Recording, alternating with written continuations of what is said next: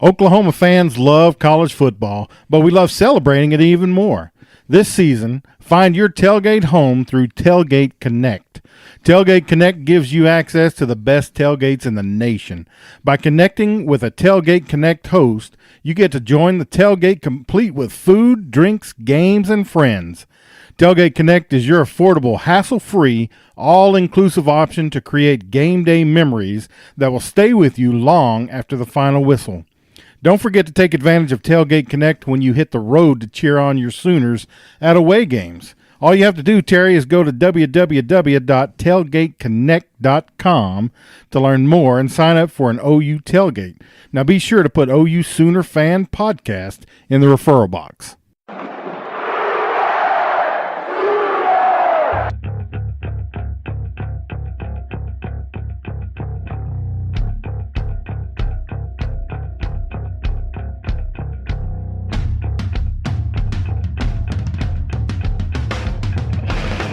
Hey, Sooner football fans, this is your Sooner Football Fans podcast.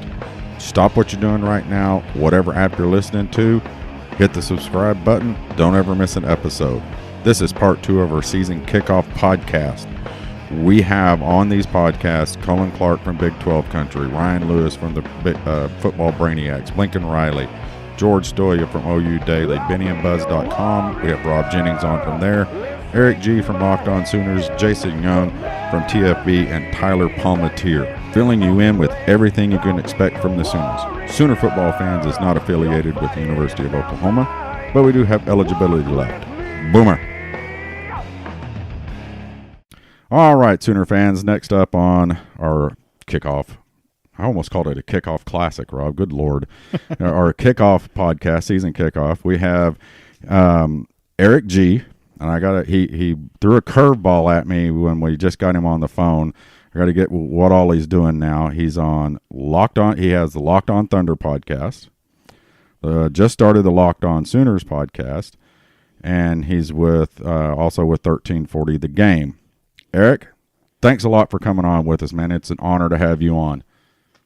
Well, thank you very much. I think it's the first time anyone's ever said it's an honor to be involved with me at all. Even my wife doesn't even think that it's an honor to be involved. I can tell you, certainly my kids don't. Yeah. But I was listening to the intro there, and you said you almost called it a kickoff classic. Well, now, from now until the end of time, which you guys ought to do this podcast until the end of time. That's what you start calling this episode every year is the kickoff classic. Well, there you go. Where you're going to line up all the media that cover OU and all the fans that email in and involve themselves in the podcast. So there it is. Now inadvertently you've got the name. Like all the great albums, all the great songs written in rock history, it all kind of comes about by just an idea or something, and now you've got something you can take hold on. It actually comes up because, I can't talk half the time. So I was, thinking it's our kickoffs or season kickoff podcast, and I went straight into our kickoff classic. So, but hey, then you and I will work out great because I can't talk either, and I'm sorry I should talk over you there, so we'll be fine. So here, what are you with the Sooners this year?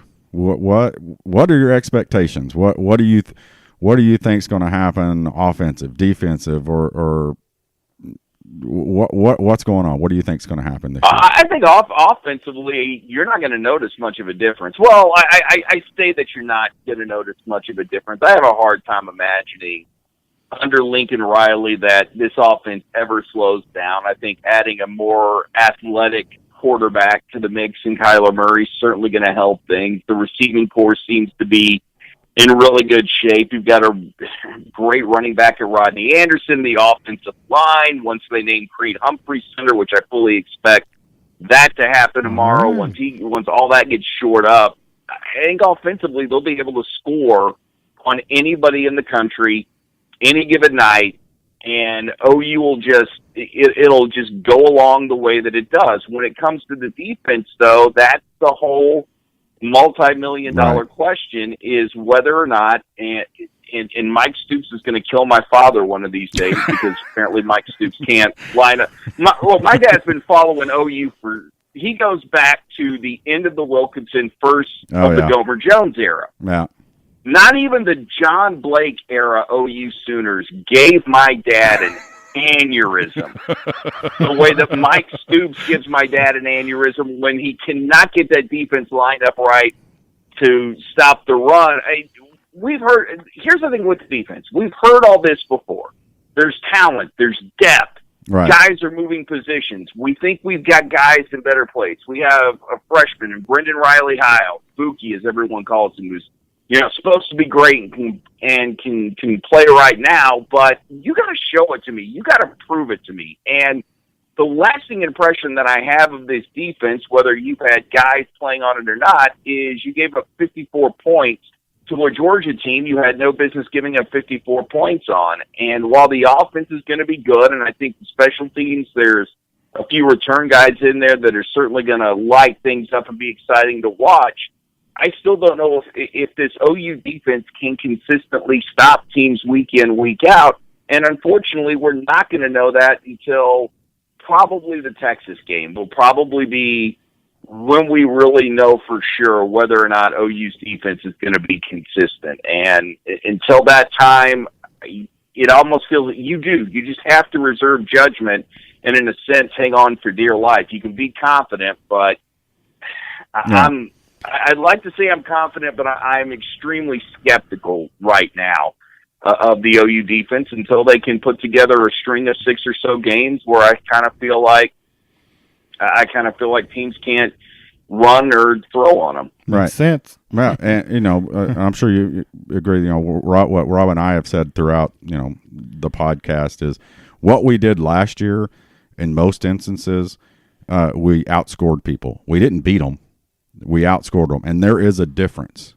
Okay, we outscored Texas. Very few did we shut down. Yeah, we didn't shut any of these teams. We didn't shut down Texas. Ohio State, we shut them down. Yeah, that was a good one. and TCU, we shut them down just a little bit, but everybody else just kind of ran roughshod over us. I mean, the Baylor debacle, the Kansas State debacle, and Oklahoma State, we just outscored them. Right. Every time we would score, they'd turn around and score. Every time we'd score. And that, I feel your dad's pain because I can't handle much more of that. I really can't, And the last year, I thought we'd turn the corner at the Ohio State game, and 1 week later, we got Baylor.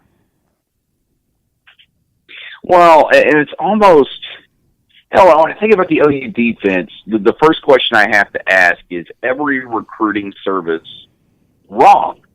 Because so many of these guys that come out on defense or come to OU that are defensive players, especially defensive backs, you've got some 5-star athletes, you've got 4-star athletes, even 3-star athletes, right, that are supposed to be not only great, but how many times in the last 3 years have we heard that somebody coming into OU was going to be a difference maker on defense, and then by the end of the year we're just sick and tired of them? So that tells me that it's not talent; it really is a coaching situation. And the thing that's so fascinating about Mike Stoops is how can this guy go from the first time he stepped on campus in 1999 till just before he left to go to Arizona and be considered one of the best defensive coordinators in America, come back after his head coaching stint, and then not coach a lick.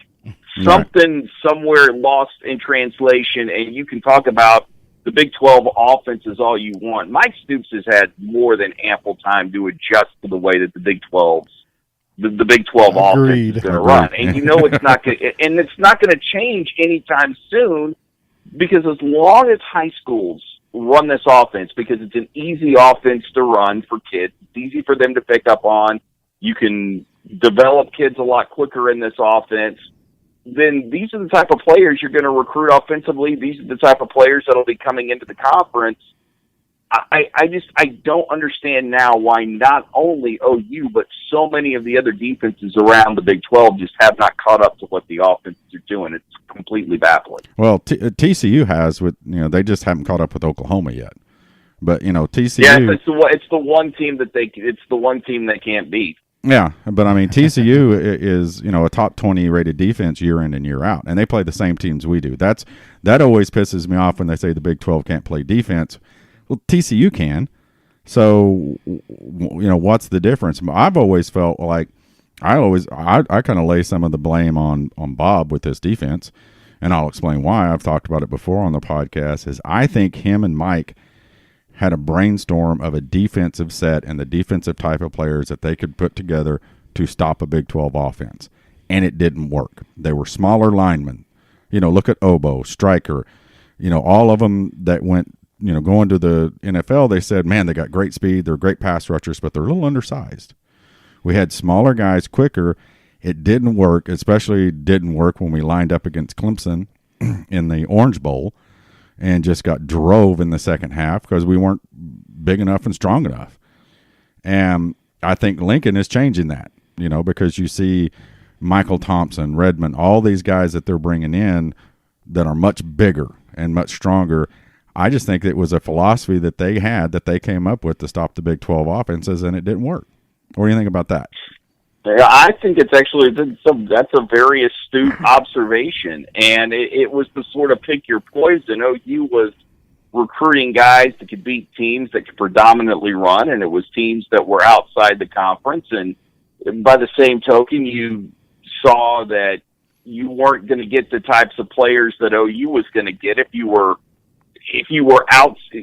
outside of Norman. So you recruited an offense to make it a little bit better, an offense that they would have a hard time stopping, and it was working for a lot of Big 12 schools. Well, then you had to evolve, and unfortunately, OU did evolve to some extent, but when you got yourself into national championship situations or bowl game situations where teams were teams were bigger and more physical, you didn't have an opportunity to beat those teams because defensively you weren't built right beat to those beat them. kind of teams. And that's the age-old question you have, and the only team that really seems to have perfected it right now, or the only program, is Alabama. I mean, they're built to beat everybody. Or I guess we'll say Alabama's built to beat everyone. I still think had OU played Alabama in the national championship game, OU would have beat them, because I just believe those kind of offenses drive Nick Saban nuts. I think more than anything, Alabama has just had some really good luck of the draw to have things kind of play into their hands when it comes to those big time games. But well, one thing's for sure, we'd have had to outscore them. Yeah, because we wasn't going to stop them. We wasn't going to stop them. No. And Eric, the funny thing is we've been doing this a short time, our little podcast here, and we've had I think roughly 40 some odd fans come on and do a 1 hour segment with us, and I guarantee you every single one of them have said almost the exact same thing that you're saying. Number one is what's going on. All of them don't understand. It always comes up is that they don't understand why we're rushing three guys and giving 12-yard cushions when it's third down and 8. And my favorite line from Rob is we're sitting here, he's like, he wants to sit down sometime with Mike Stoops and go, explain this to me. And Mike Stoops is welcome to call him an idiot. You can call me an idiot and go, this is why. But it doesn't seem, there seems to be no rhyme or reason to what he's doing, because what he does doesn't work, or what he has been doing, the sets he has been putting them in, doesn't work. Well, and there comes a certain point of, is it arrogance? Because this is just what Mike Stoops believes in, and this is what he's going to run, and he's going to just stick with it and say that this is it because I've watched the film, I've scouted this team, and I know my guys, and this is what's best? Or is it just that Mike Stoops really honestly doesn't know any better? And I'm going to think it's the latter. There's some arrogance to it. Yeah. And I'd like to know how much input on defense Blinkin Riley has, or I'm assuming Bob had a ton of input on the defense, considering the fact that he was a defensive guy, but how much do any of the other coaches involve themselves in the game plan, especially a guy like Ruffin McNeil, who's been a head coach. He's been a defensive coordinator before. I'm certain you could learn from him and in his past, and he would have some ideas on how to do things differently. But if it's Mike's baby and he's allowed to run the show, then we might as well just go ahead and expect the same results year in, year out until it changes. And let's say it does change this year. I'll consider it a nice surprise. I won't automatically think that, you can come back and do it the very next year after that. Right. Now, well, I think I just went blank. The coach that they brought in, that's the defensive consultant. Diaco. I think that's the whole reason that Diaco is here, is that's Lincoln's arm into the defense. That's a very good assumption. I still think when you're the head coach, whether you hire a consultant or not, or you just talk one-on-one with your defensive coordinator, you're the head coach for a reason. And even though your special team might be offense, well, if your specialty is offense, you're breaking down defenses every week to figure out a way to score on. Are you going to tell me in breaking down that film you're not going to see something that maybe your defense could implement, or you're not going to, well, I guess more importantly, you're going to learn how defenses work and how defensive coaches think. And Lincoln Riley's been at this long enough, and you are the guy in charge, that there really shouldn't be an issue with you telling Mike or somebody else, this is what I'm going to do, and this is how we're going to do it, and if you don't like it, go pound sand. Yeah. Yeah. I mean, me and Rob are in 100% agreement with Absolutely, you. buddy. And my deal is, I think to some, there's some arrogance in it because, Mike Stoops didn't become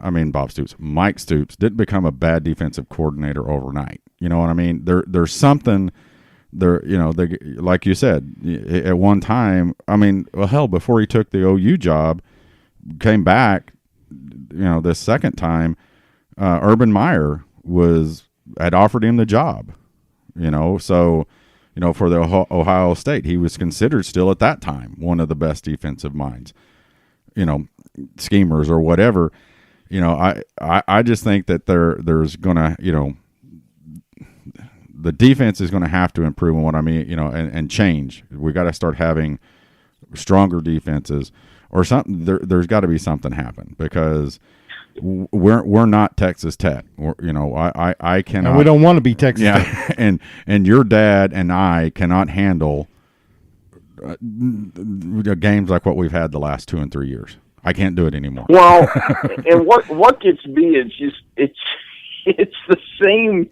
It's like the same teams. You mentioned Baylor. Right. I mean, it honestly just doesn't. Right now, it just doesn't even matter who Baylor's head coach is.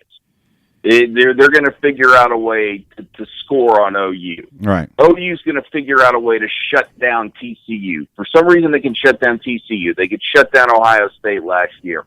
But think about that Oklahoma State game last year. Yeah. If Mason Rudolph doesn't make a couple of mistakes, there's a good chance OU doesn't win in Stillwater. Yeah. So, that game was still all these things just constantly repeat themselves over and over again, and I don't know how you don't learn from your own mistakes. Not just and you should be good enough to watch film every week to learn from other people's mistakes.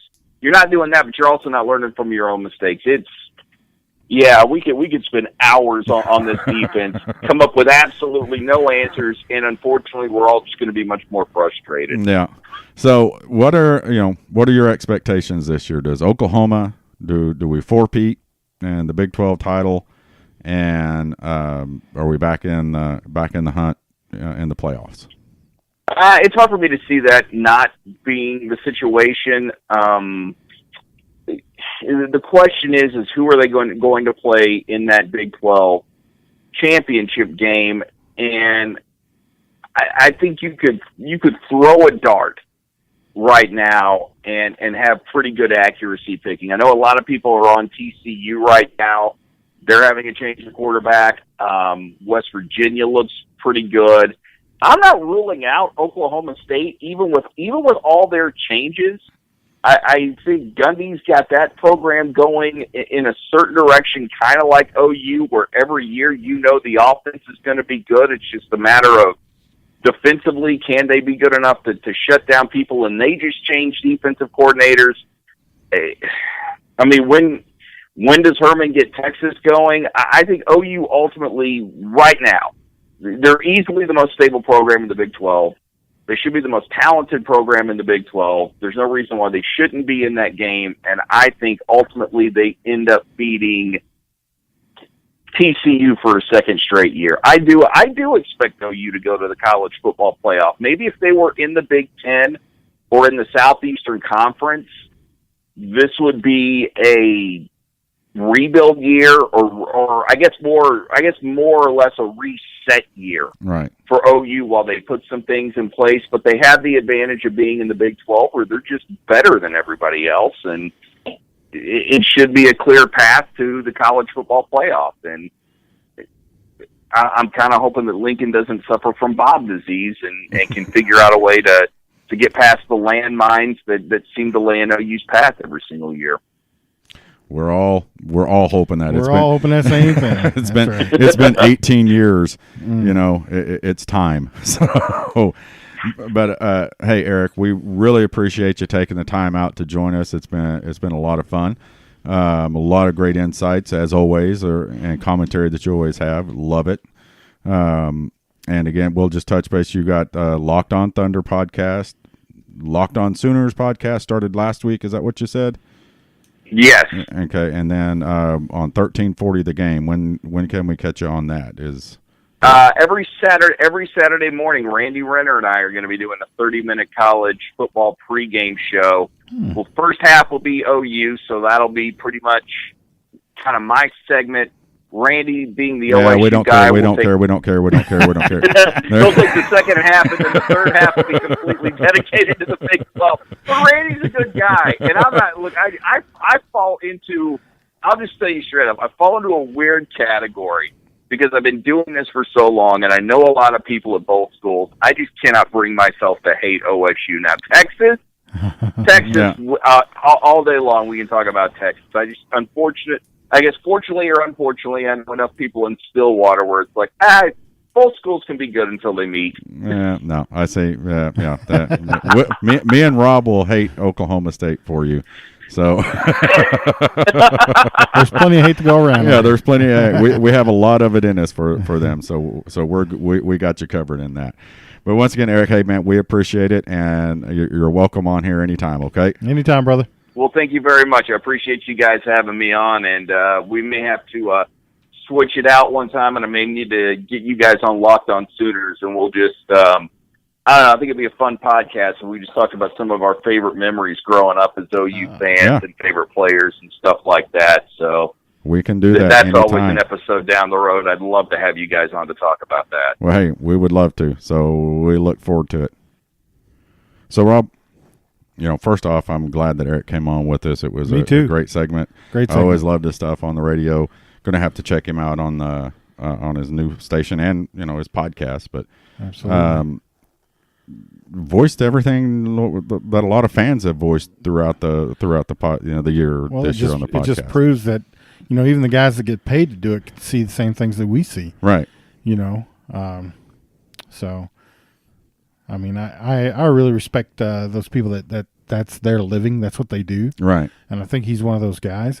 So he puts a lot of time and effort in making sure that what he's, saying is pretty accurate. Right.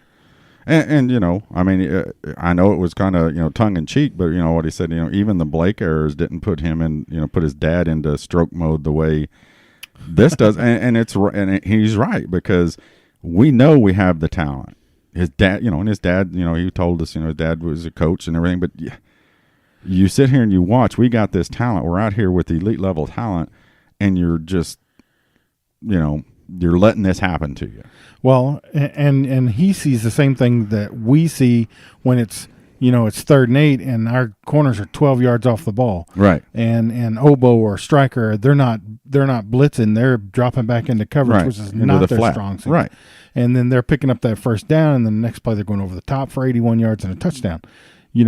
Those things, as a fan, make me want to throw a brick at the TV. Yeah. So, Well, again, it's an unknown factor right now of where we're going to be at. I'm kind of with what Erik said.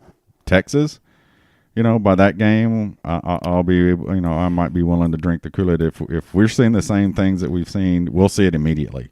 The teams that we're playing, FAU, UCLA, Iowa State, and Army, not as much, but I mean, all 4 of those teams are good. We're gonna know where our defense sets pretty quick. They're fair. I think we'll know, but it's it's like when we played Ohio State, and I feel like we shut them down really a lot. I mean, Right. I was really impressed, and I thought, man, if we can do this to them, then we're gonna really gonna shut just everybody else down. And then how many points did Oklahoma State put on us? How many points did Kansas State should not be scoring on us. Baylor shouldn't have scored but Baylor was terrible last year. Terrible. And so everybody's putting up these and we're making them look like all pros. Right. I mean, that kid from Iowa State that came out of the stands, the water boy or whatever he was.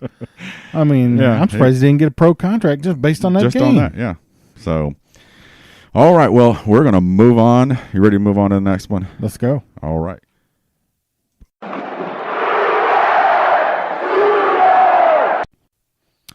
All right, guys, we're going to change directions a little bit.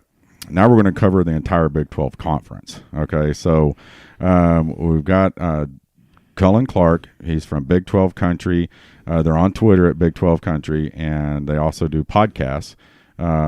Each team does a podcast. Is that correct? You have every team with a podcaster? No, we have one main podcast. Oh, okay. Then we have our Twitter handle. It's at Big XII Country. Okay. Then we have team Twitter handles for each of the teams. Gotcha. So okay. That's where we're at currently. Okay. So what we wanted you to come on with, and I apologize for that. I thought I had it. I knew there was I talked to some of the other guys on it. But I apologize on not getting that completely straight. But not a problem. We're all over the place. Yeah. So, but we wanted let's talk Big 12 conference. The year is upon us. What we wanted to discuss, is Texas back, like what everybody, especially Texas fan keeps telling us. West Virginia, Iowa State. What are your thoughts on the overall strength of the Big 12 right now? In comparison to last year, I think the conference as a whole is a bit down, but it kind of had to be, just with all the quarterbacks we lost, all the players we lost. We had a pretty good draft last year. We had a lot of upperclassmen go out of the league, but I think the Big 12 will surprise some people this year. I think it's going to be better than a lot of people think. It's just not going to be near as good as last year, in my opinion. I mean, it might be, kind of towards the top again, where there's a couple of teams that are really nationally relevant, and then the rest are just kind of all grouped together there in the middle, outside of Kansas, of course. Yeah. Yeah, Kansas is so far from, the middle, it's not even funny. So anyway, right. Well, let's start off with, on from my perspective, and Rob can speak in on this too. West Virginia, for 5 years now, I think, straight, West Virginia is going to be atop the Big 12. And not once have they been atop the Big 12. Haven't even been, in the hunt for it. But preseason, it seems like they're always up there. What do you think? Do you think they're going to be one of the contenders this year? Maybe one of the contenders for the second spot in the Big 12 title game. I don't think they're going to win the league. I think you've seen the media kind of pull back on that preseason hype a little bit too. I mean, don't get me wrong. I think West Virginia is going to be a good team, but I don't see them actually challenging for the league title this year. The defense, there's questions on defense. Yeah, they have, 3, 4 really good playmakers on offense. But, what happens if Will Greer goes down? What happens if Gary Jennings goes down?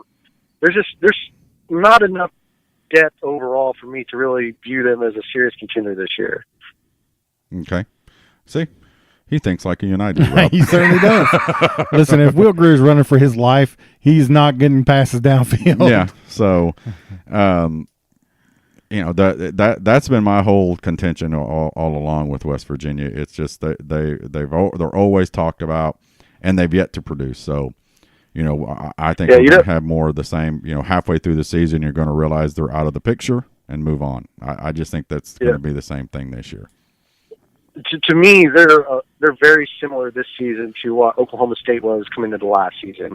They have a very good offense, but then a lot of questions on top of that. So I think you kind of see them maybe finish the same. And not to mention, West Virginia has a pretty tough schedule this year.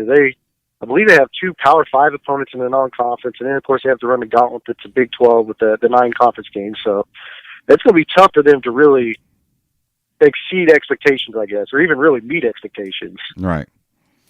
Let's jump on to Texas real quick. Is Texas back? Because No. according to Texas, they are. So, what do you think? Are they going to be in the mix again this year? Well, let me lead this off with a caveat. I am not an Oklahoma Sooners fan, so this isn't like my biased opinion or anything. I don't think Texas is back this year. However, I will say that I think they're on the verge of getting close to being back. So what I mean by that is I think this year they win, 8, maybe 9 games, 9 being the ceiling, but most likely, 8.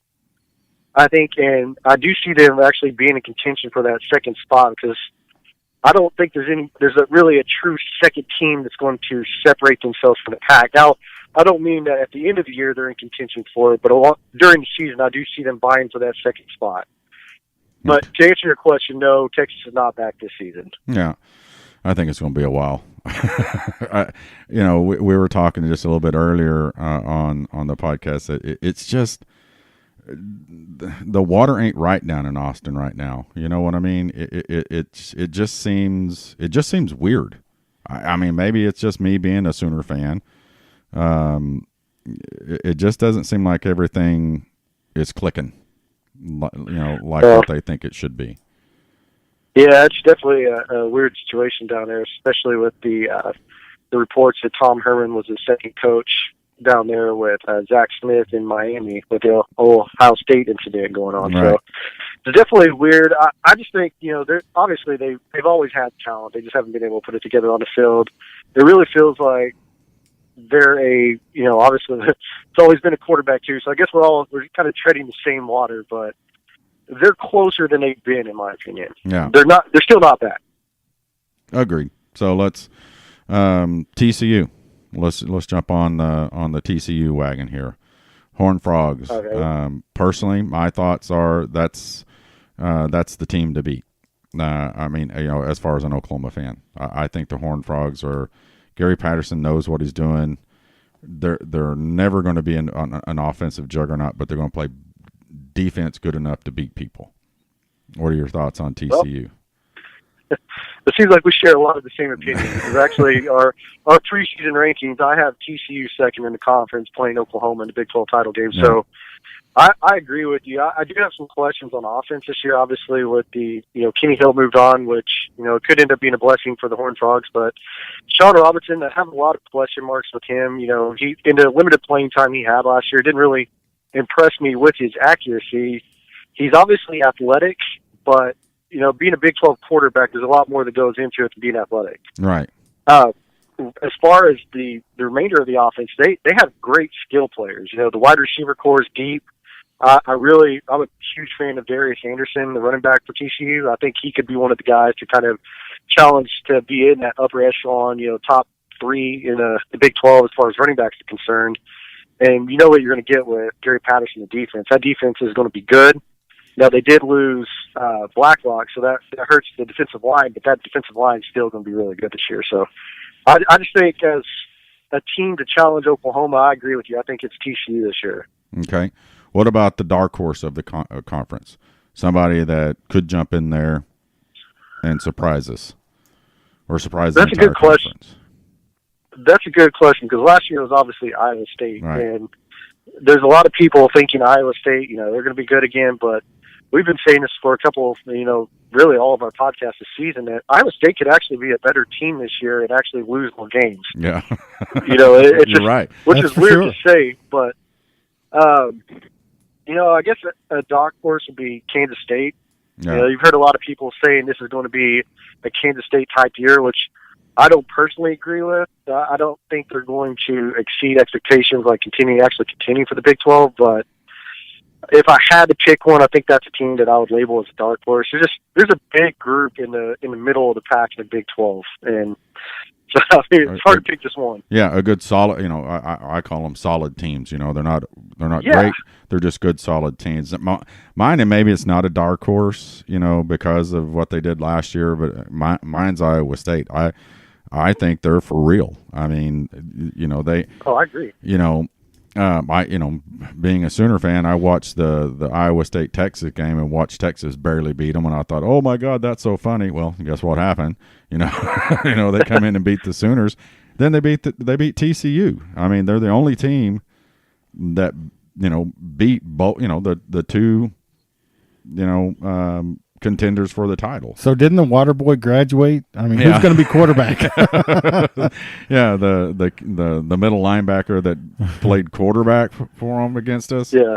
I think he did graduate, didn't he? I think so. Yeah. Yeah, he did graduate. Yeah, Lanning graduated. Yeah, so as long as they can, keep their middle linebackers from playing quarterback, I think Oklahoma has a chance. But Now, we'll tell you, I've heard stuff. The running back from a couple of years ago, that was a freshman All-American, and his name is escaping me here. He's actually been working out on defense this year, so you're having another offensive player potentially move over to defense.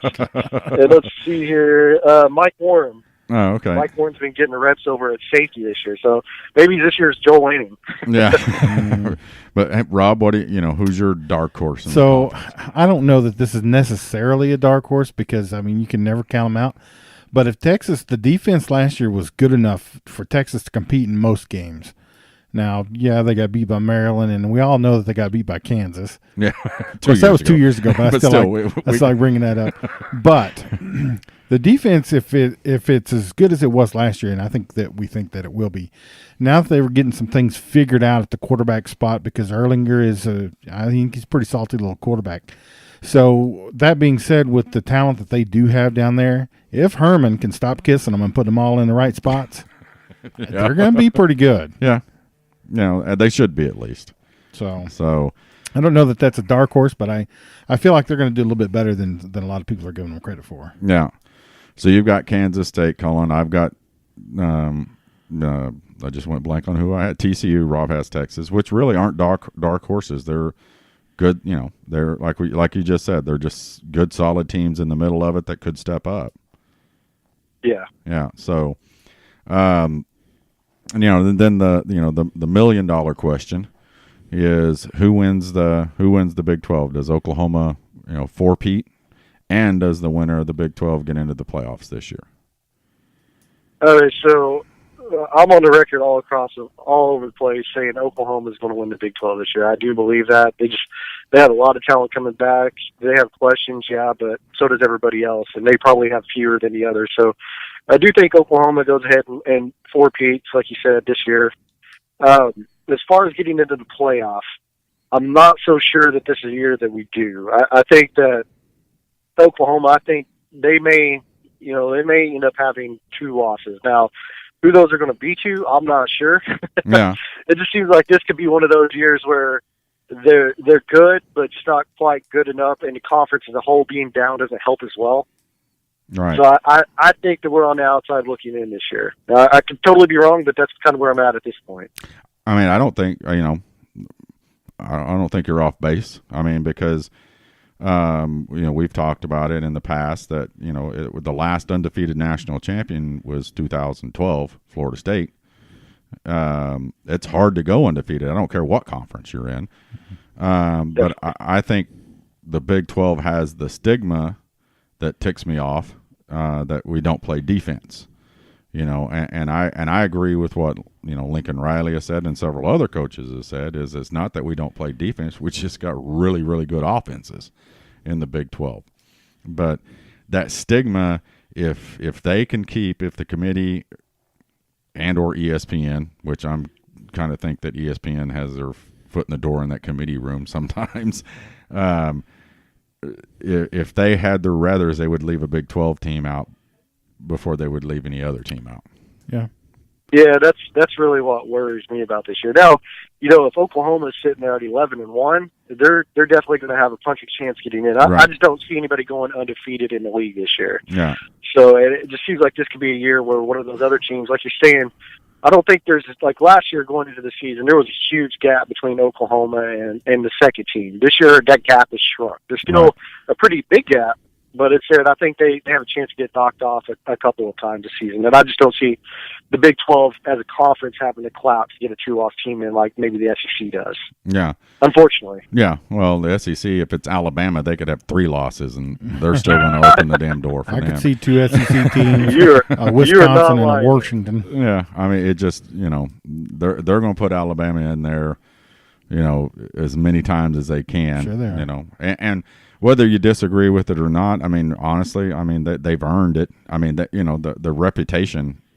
I mean, name another team that's been that dominant, for, in recent years. Well, everybody says they shouldn't have made it last year, but they still won the national title. Yeah. So good grief. And they're both right. They shouldn't have made it. They shouldn't have been in it, but they ended up winning it. So, yep. But, and unfortunately, that's the league that we played in, and it's weird that we went from the early 2000s of being the most dominant league in football and college football to the earmark the conference that can't play defense or doesn't play defense. Yeah. Well, and we've been talking about that on our podcast here recently. We feel like the league as a whole is starting to pull back a little bit from that. So maybe the reputation is going to start changing here in the next couple of years. Yeah. Hopefully so.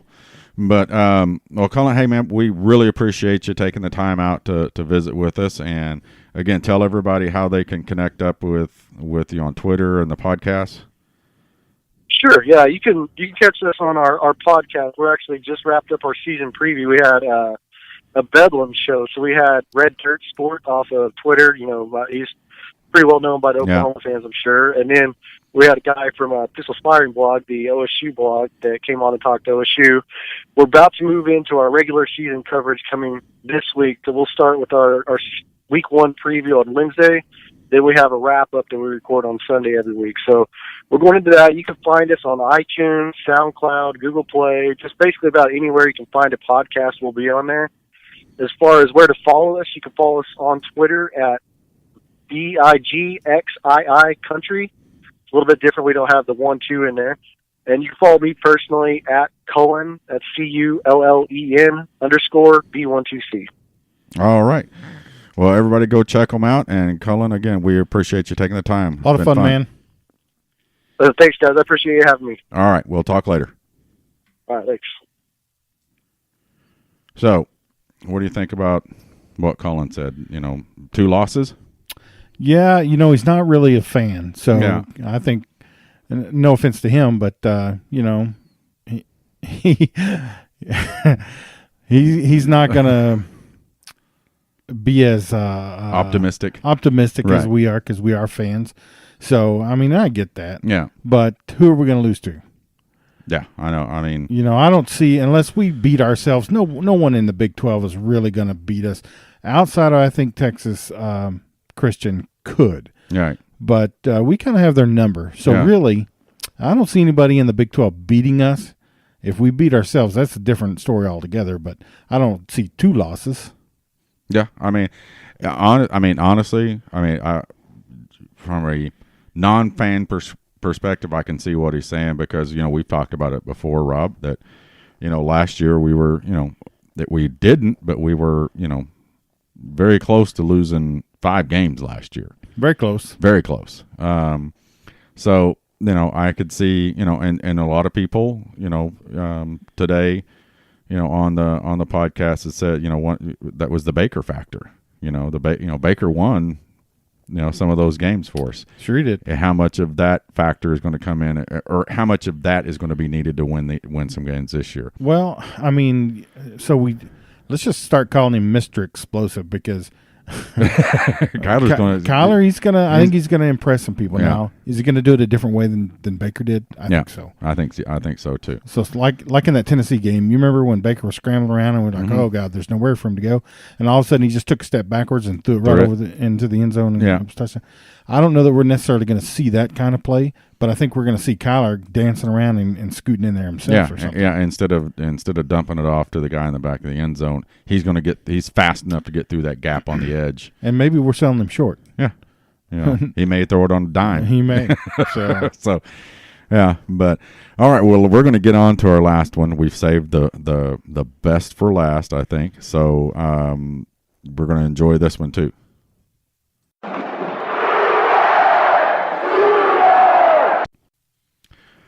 All right, Sooner fans, we saved what we consider the best for last. He's one of our favorite guests. His knowledge is always the best part of some of our podcasts, but he's from the Football Brainiacs, does the trench warfare for them. It's our buddy Jason Young. Boomer, Jason. Boomer, guys. How's it going, man? Oh, it's good, man. Just worn out. Seems like I got to go back to work every week to get any rest. But, life is good. Yeah, so did you get the young'un down? Yeah, finally, he's down there singing right now. He's all into the trains and everything else. So he's in his room, but he's not asleep by any means right now. Yeah, that's the fun time, the fun age. They grow up, and in 15 years, you'll be sitting here at 7:30 on a Sunday night wondering where he's at and why he hadn't called. Right, so. right. Yeah. So let's get started here on some of the Sooner stuff. Give us the status of what Big Bill Bedenbaugh has done with the offensive line. Where do you think we're at offensive line-wise? Well, I think you got a lot of veterans up front with one newcomer really pushing for some time. I think at left tackle we're going to see Bobby Evans. You've got Ben Powers at left guard, who's been a fixture there for the last 2.5 years. At center, you got probably one of the battles of the team with Creed Humphrey, the redshirt freshman, and Jonathan Alvarez, who seems like he's been around forever, who's a fifth-year senior. And over at, right guard, you got Drew Samia, who's going to be a 4-year starter, and then at right tackle, speaking to that versatility that Bedenbaugh recruits to, you're probably going to see Cody Ford. So you've got 4 guys that have played a ton. Cody was actually a starter here 2 years ago before he got hurt, and then Ben Powers came in and was all Big 12 at left guard. But to that versatility and athleticism, you got a guy that's 6'4", 330, 340 out there at right tackle now with Cody. So, you got a very talented group, a very deep group, probably the most depth you will have seen in the last how many ever years that I've been a Sooner fan. I don't think we're going to see a whole lot of issues up front. It may take a little bit for them to gel, but, I think we'll probably see quite a bit of production out of those guys. I think this line is going to be, as good as our line was last year, it's going to be, I think, a lot better than what we had last year. And that's even with, losing Big Boy on the end, just went blank. But Orlando Brown. It just seems like with the depth, like you said, and the playing time, the experience that these guys got, they're gonna be dominant, I think. Yeah, I think it'll be a strength of the team, and it has to be. I think that they're going to have to lean on Rodney Anderson and Trey Sermon and those 5-6 guys up front to carry the team early, because we don't know what we're going to have defensively. Losing that leadership from Baker Mayfield and arguably the best quarterback in the history of the program. Right. They're going to have to lean on that group. And I think that Bedenbaugh has probably challenged them to that point, and, I think these guys and the mentality they have, they're probably embracing that, especially with a lot of them being, juniors and seniors up front, except for Creed Humphrey, who might be the best center they will have had in the, since even Stoops took over. Right. It's going to be hard for Alvarez, I think, to keep him off the field. I think Alvarez is just another one of those versatile guys. I mean, the guy started as a redshirt freshman played some in there at center, played some at guard, started the Orange Bowl against Clemson. So you've got I don't think we're going to see a whole lot of drop off, and these guys are probably hungry. They want to prove that they are a good unit without the bell cow that they had in Orlando Brown. Yeah, now, talk about the center battle. The some of the stuff that I read, that it was really close, but like Creed Humphreys is, apparently is just a, physical specimen that he. I read somewhere even when he's doing something wrong, he's doing it dominantly. He's just tearing somebody apart. But it just seems like his downside, I guess, if there is one, is really just the experience. That Alvarez has the experience and Humphreys doesn't. Is that kind of what you're getting off of it? Well, Creed played tackle in high school. Yeah. Over at Shawnee, and he came on campus. He's not as tall as you'd like to see out in the college tackle, so he's an interior player. I mean, he's every bit of 6'4". It hurt a little bit that he's having some issues with the snap, which you can't have. Right. From that position is very similar to the quarterback. You got to protect the football, and if you have any turnovers, on snap exchange, different things like that, that's not a good thing at all. Right. So, but I think that comes with, like you said, a little bit of experience, whereas, Alvarez has been playing that position. He probably snapped in his sleep, yeah. So Alvarez obviously knows the playbook inside and out. Blinkin Riley's been the offensive coordinator forever now, to these guys anyway, because right. He came in, they've been playing in that same system for a few years, so he knows multiple positions across the front, knows all the calls, knows all the fronts that he's going to see. Probably not as physically dominant, but we've seen it proven through a guy like Gabe Eichert, who was hyper athletic and not as physically dominant. You can be an All-American at center with that great athleticism and not necessarily the power. So, right.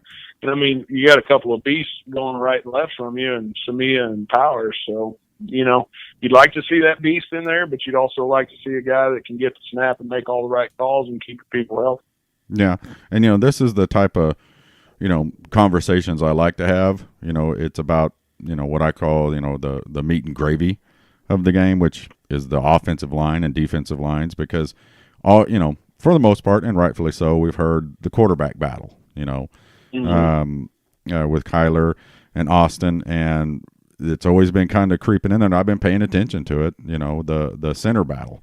And, with the line that is this good, it's as a fan, I'm glad to hear of that type of intense of a battle for, maybe the most important spot on the field, getting, the center getting the ball back.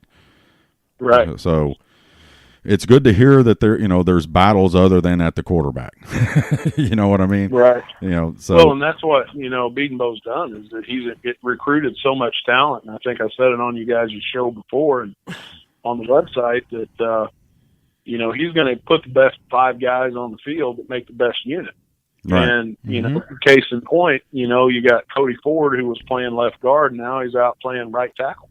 Right. And it speaks to the competition across all of it, where, if you've got a guy that comes in and thinks, hey, I'm going to start because I was a 5-star all everything and this, that, and the other. Well, hey, here's a guy that's been around, worked his butt off, came back from injury, and he's popping out from left guard to play right tackle.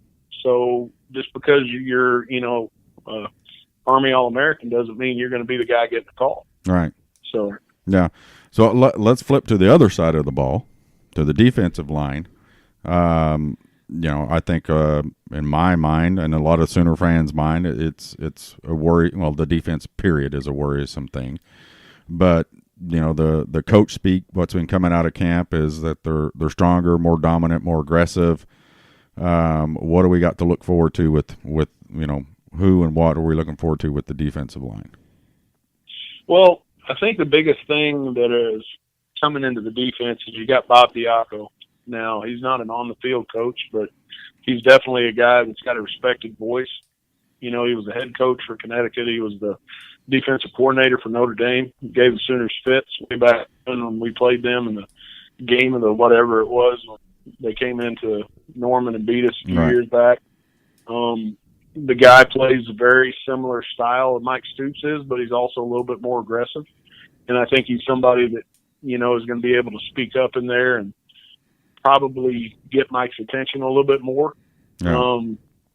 I hope that makes a difference. I mean, honestly, I don't know what to expect because over the last few years, it's odd that I haven't watched any TV all weekend long, and I come upstairs, turn it on just to see if there's anything on, and that abortion of the game is on. That the Rose Bowl stinks, and it's going into overtime right now. Yeah.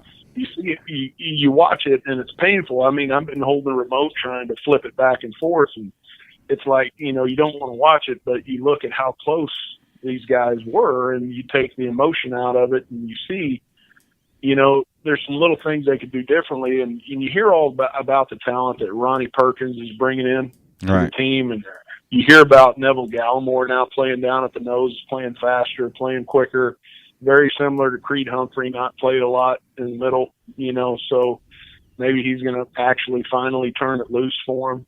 You got a guy outside, and Addison Gums is probably a lot bigger than what an Oboe was, but are they going to turn him loose and let him go? God, I hope so. Like you and I have talked. We all have talked, and all of us know. So, I mean, I'm hopeful. I think they have more physical talent on the field this year, and I hope that translates. I mean, I honestly don't know what to expect. I'm nervous about Saturday. Florida Atlantic's not going to be a team that's just going to come in and roll over. They're going to be ready to go. Yeah. And, and then you got, Army coming, and then we've got our hands full for the first 3 or 4 weeks. And I think we're going to find out early. It reminds me very much of early on against Ohio State and Houston a few years back. Right. We really didn't know what to expect.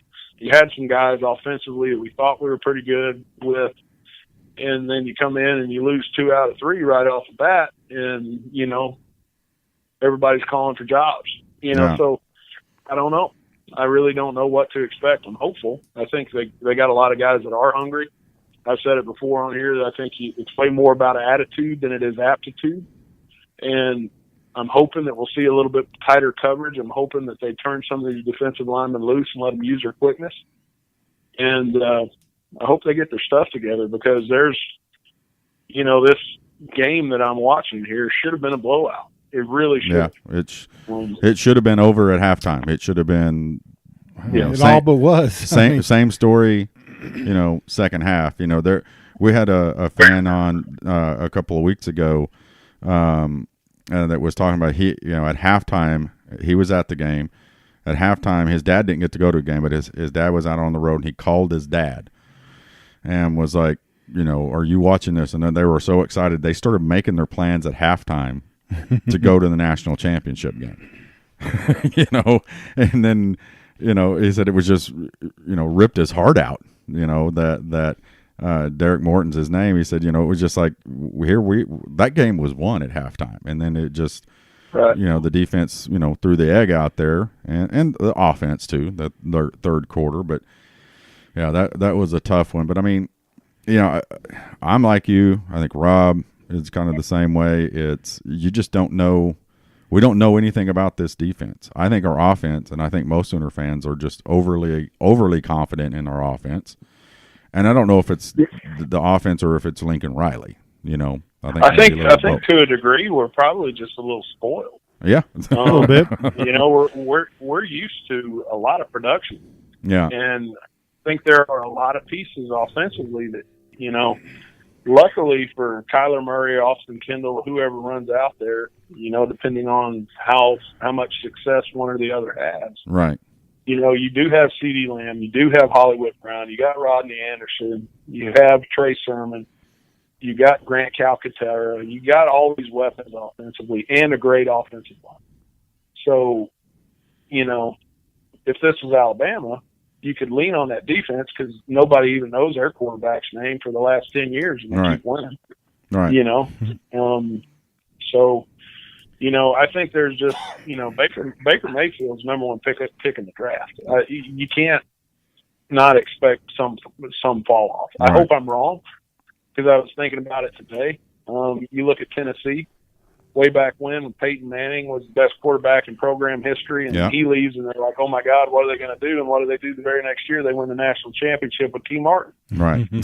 And where's he now? Heard of T. Martin. So I'm sitting there thinking to myself, please, God, please let this happen, God. That'd be awesome. So, there's, but defensively, you got a ton of people coming back. Really, you only lost a couple of key guys. Yeah.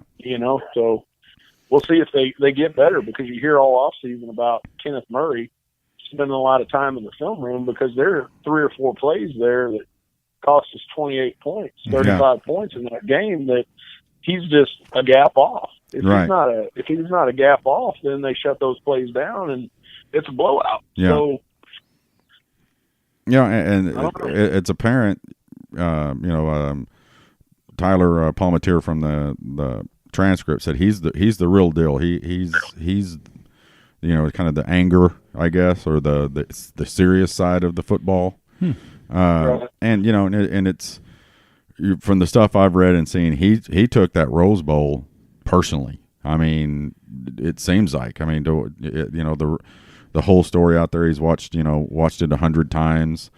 He started watching film on other linebackers. He reached out and called some, some pros, I think Carolina Panthers linebacker. So, it sounds like he's been the guy that stepped up to be the leader on the defensive side of the ball and ready to make that change. So, I really hope so, because, the guy's a monster. You know, he's one of the biggest linebackers we've seen since Rocky Calmus. Yeah. We haven't seen that guy like Torrance Marshall and Rocky Calmus, except for maybe Curtis Lofton, but he was a little bit shorter. Yeah. We got to have that stud in the middle. We just haven't had that for years and years, and you've got a guy that's got all the physical tools in the world. And if he gets it between the ears, the kid came in and started as a true freshman at the University of Oklahoma, so he's got to be able to play a little bit. Yeah. Right? Saying something. So, yeah. And they see something in him. So if he does get it between the ears, he's going to make that defensive line look a ton better. Yeah. Now, correct me if I'm wrong. Didn't they move him out to where he played in high school? He's still in the middle. He's still in the middle. Now they moved Caleb Kelly over to the will. Oh, okay. Right. They wanted to free him up and let him run and stuff like that. But oddly enough, Curtis Bolton's been playing better than him in camp. Yeah. So Curtis is running with the ones right now. And, Caleb moved over from Sam, but you got Ryan Jones, who's, talk about a physical specimen. He was a wide receiver recruited out of high school, but the guy's 6'2", like 240, and can run like a deer. And you need that in coverage, and he obviously understands routes and the route tree and different things like that, playing receiver in high school. So, he's a guy that could just come on and surprise everybody. Yeah. Okay, well, we're going to put you on. I know, you've kind of already said it, but we're going to put you on the spot real quick.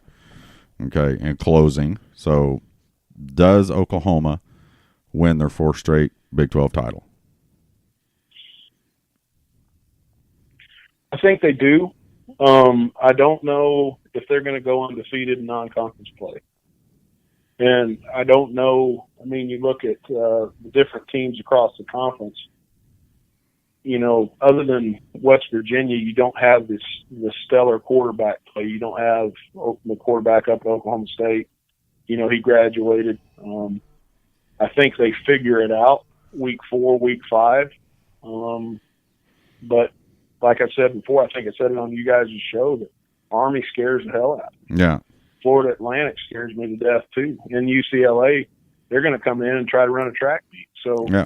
I think they can win the Big 12 championship, but I don't know that they go undefeated in a non-conference play.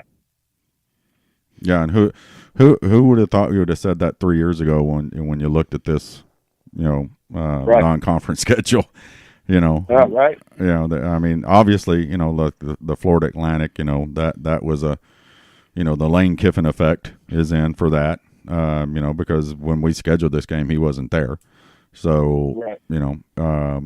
This was supposed to be that mid-major scrimmage, and now it's turned into a mid-major game because I think it's going to be a ball game. And yeah, I think all first 4 games are going to be a ball game. Yeah. So Yeah. But and with that, they win the Big 12. Do they get back in the playoffs? Well, I think it's very similar to a few years ago where you have an early season loss, you have an opportunity to get back into it. And the thing that they have going for them is you got a brand new quarterback, you just replaced a Heisman Trophy winner, all those things. So it might be one of those things that they could be playing really well by the end of the year. They can't lose more than one game. Yeah. And it can't be a blowout. It's got to be something that, they lose on a fluke play or, something like that Michigan game a few years ago when they got the punt block at the very end of the game or the field goal or whatever it was. So I think it's very, very possible. I think you could see 10-2 or 9-3, and I think you could see, 11-1. I really do. And Kyler Murray's no slouch. And if he comes in and some of these other guys step up and bring that leadership that Baker Mayfield had and that dog that we talk about, right, where they come out and they light a fire under everybody else, and maybe somebody else on the team steps up with that moxie that Baker had. Yeah. Because Kyler's just a different personality, but man alive, that kid can play. Yeah. And if he gets it and those guys protect him and they believe in him, and somehow, some way we get something going defensively, this team could be damn scary. Yeah. So, because you talk about running a spread offense with a guy that can run a 4-3 and throw like a rocket. I mean, kids got a professional baseball contract. You got to be able to throw something. Got to be able to. So, Terry and I have been saying arguably the most explosive player in the country. Yeah. I mean, he could. So I think you could be as optimistic as possible, So I think early in the game next week, I think you might see a sluggish offense because they're going to be, they're going to come out. Everything's and new. knock the rust off. Right. So defensively, we're going to have something because I don't know that, you don't have number 6 back there in the huddle anymore that can dig you out of a 21-point hole if you get into it. That's right.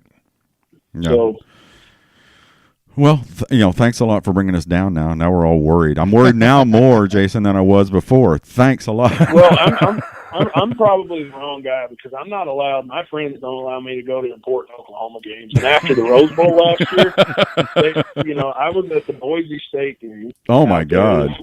I was at the USC game where we got throttled. Oh my! I was at the K-State Big 12 championship game. So I'm not allowed to go to any important games. I can go to. They allow me to go to Kansas.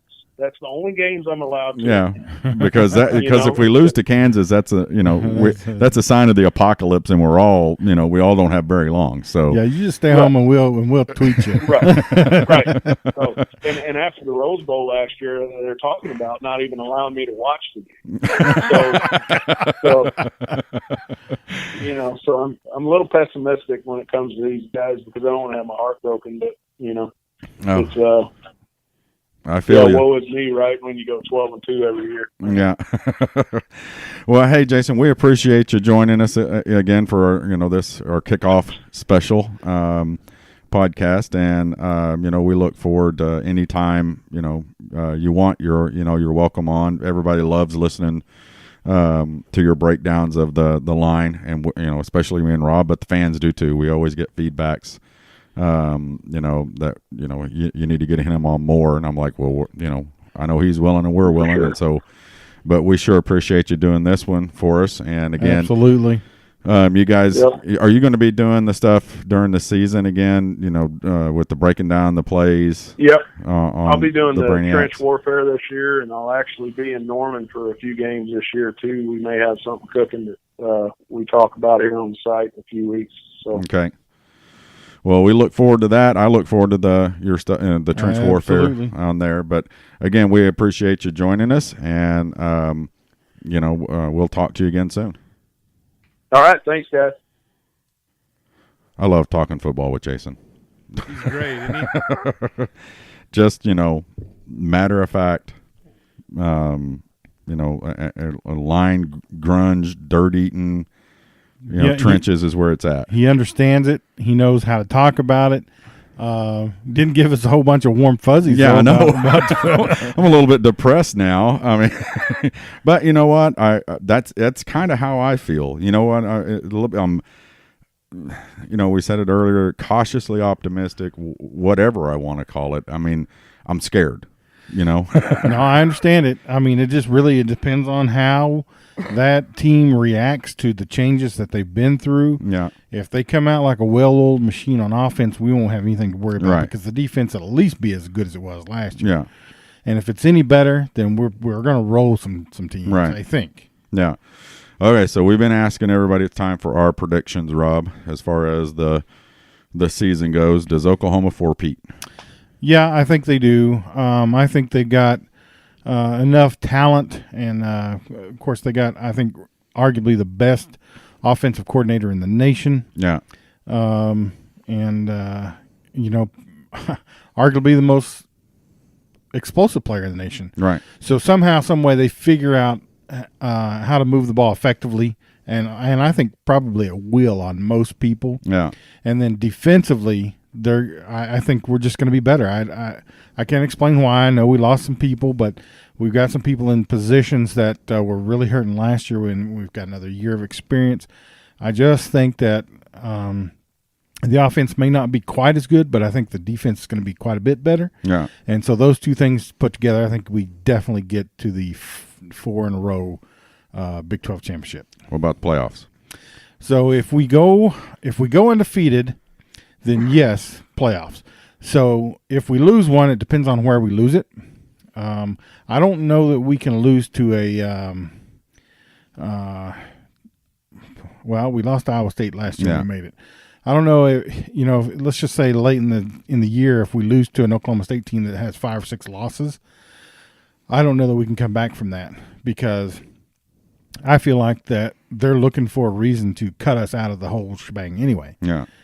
So that would be a pretty strong, you lose to a 5-loss Oklahoma State team who's just not any good. Yeah. But they play us like it's their bowl game every year. Yeah. So if that happens, they're going to try and cut us out, especially if they're teams like Washington who are, maybe just a 1-loss team or a Wisconsin, Ohio State. Of course, if they can get 2 teams from the SEC in, they'll do that Right. again because that's their go-to or whatever. So it really limits us on making the playoffs. And so whoever we lose to, if we lose, it really has the potential of killing us, I think. Yeah.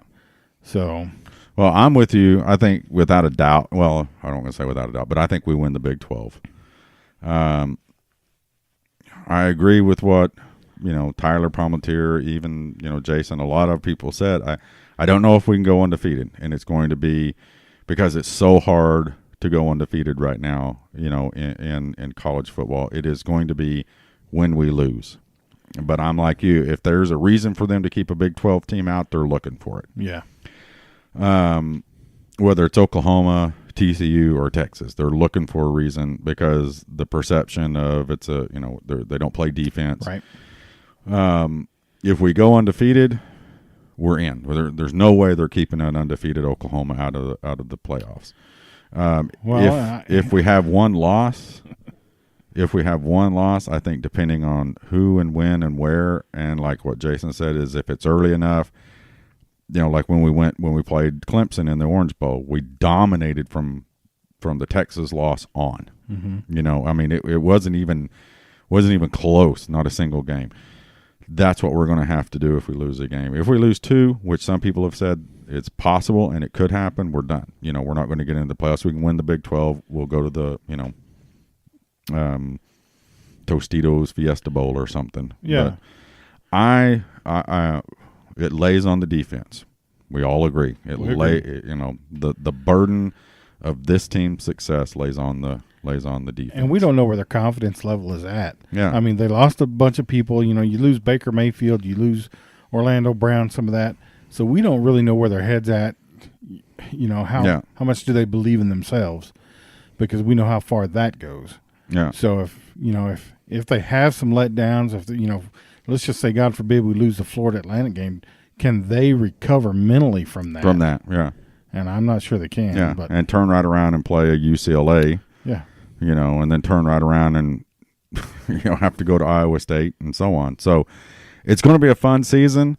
We're all rooting for, the undefeated season, just like we always do, just like us fans always expect. And I don't care who you are out there that says it's not realistic to expect that. Baloney. I expect it, every year. I know it's difficult to do, but we're Sooner fans. We're supposed to expect the best. And I think I do. I think I expect to go undefeated. Yeah. So it's going to be a great season, guys. Hope you all have enjoyed our kickoff special. Hope we've given you a lot of different opinions from a lot of different folks. If you liked it, tweet out, today about what you thought about it. Get other people to listen to it. We've got big things coming throughout the season. So, with our tailgate show, we're doing podcasts with other podcasters with FAU. It's going to be a lot of fun. Yeah, it's going to be a lot of fun. We're going to have our tailgate podcast. We are having former Sooners now on regularly. So it's going to be a lot of fun for everybody. So just glad it's finally football season. And it is. It's game week.